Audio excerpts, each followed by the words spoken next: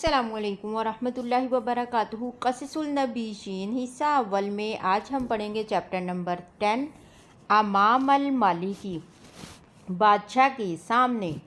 کانا فی المدینۃ مالک کبیر جدا، شہر میں ایک بہت بڑا بادشاہ رہتا تھا۔ وظالم جدا، جو نہایت ظالم تھا۔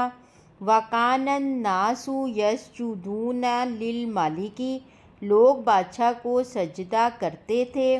وسمع المالک ان ابراہیم اللہ، بادشاہ نے جب سنا کہ ابراہیم اللہ ہی کو سجدہ کرتے ہیں۔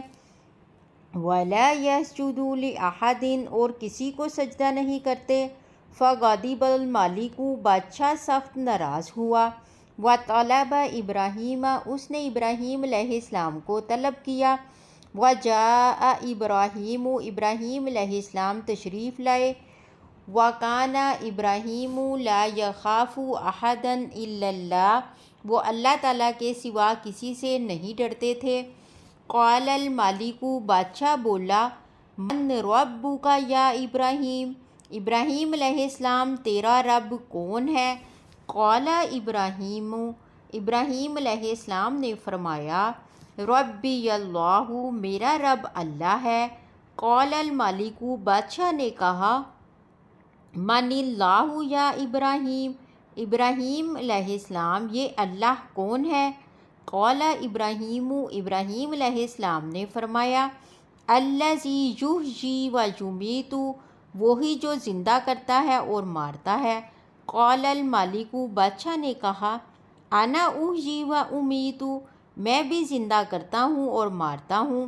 ودعا المالک رجلا وقتلہ، پھر بادشاہ نے ایک شخص کو بلایا اور قتل کر دیا۔ ودعا رجلا آخر وترکہ، اور ایک دوسرے شخص کو بلایا اور اسے چھوڑ دیا۔